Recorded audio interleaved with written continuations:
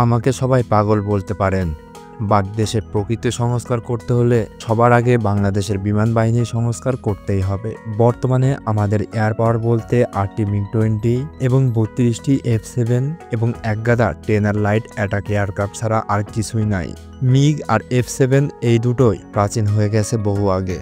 আমি অবাক হব না যদি বাংলাদেশ আক্রান্ত হবার প্রথম দিনেই বিমান বাহিনী পুরোপুরি ধ্বংস বা নিঃশেষ হয়ে যায়, কারণ বিমানগুলোর সেই অর্থে কোনো ক্যাপাবিলিটি নেই মডার্ন ওয়ারফেয়ারের যুগে। আমাদের এয়ার ডিফেন্স ভান্ডারও ধুধু, নামকা ওয়াস্তে FM-90 শোল্ডার ব্যতীত কোনো এয়ার ডিফেন্স নাই। Long range, medium range air ডিফেন্সের পালায় নাই কোনো আধুনিক রেডার সিস্টেম। প্রতিবেশী হেদুরা আমাদের আক্রমণ করতে চাইবে না, কারণ এদিকে যুদ্ধে ইনভলভ হয়ে পড়লে পাকিস্তান বা চায়নার দিক দিয়ে তারা দুর্বল হয়ে পড়বে। কিন্তু এটার উপর ভরসা করে ঘুম দেওয়ার সুযোগ নেই। নিজেদের স্বার্থে যথেষ্ট টান পড়লে যে কোনো দিন তারা আক্রমণ করে বসতে পারে।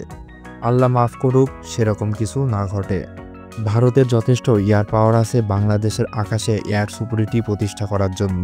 নিমেষেই বাংলাদেশের সব গুরুত্বপূর্ণ ইনস্টলেশন অকেজো করে ফেলার মতো এনাফ শক্তি আছে তাদের, যেটা প্রতিরোধ করার কোনো সাধ্য আমাদের নাই। বাংলাদেশের জন্য এই কারণে এই মুহূর্তে বাংলাদেশের সর্বাধিক দরকার বিমান বাহিনী সংস্কার ও উন্নয়ন। কারণ আপনি যতই রাজনৈতিক উন্নয়ন করেন, যদি দেশের প্রতিরক্ষা বাহিনী সার্বভৌমত্ব রক্ষা না করতে পারে তাহলে সব বৃথা, আর বাংলাদেশের পরিণতি হবে ফিলিস্তিনের মতো। বর্তমান সময়ে সবচাইতে জরুরি বহুতল প্রতিরক্ষা ব্যবস্থা, লং রেঞ্জ, মিডিয়াম রেঞ্জ এবং শর্ট রেঞ্জ এই 3 স্তরের নিরাপত্তা ব্যবস্থা ঢেলে সাজানোর দরকার। FM-90 শোল্ডারের পাশাপাশি প্যান্টাসির, হিসারের এ টাইপ শর্ট রেঞ্জ, হিসার ও 9Q দ্বারা মিডিয়াম রেঞ্জ এবং HQ-9B আর হিসার ইউ ব্যবহার করে লং রেঞ্জ প্রতিরক্ষা ব্যবস্থা নিশ্চিত করা সম্ভব।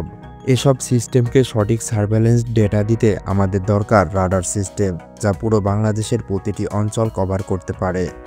এজন্য উন্মুক্ত সার্ভেলেন্সের টার্গেট রাডার দরকার।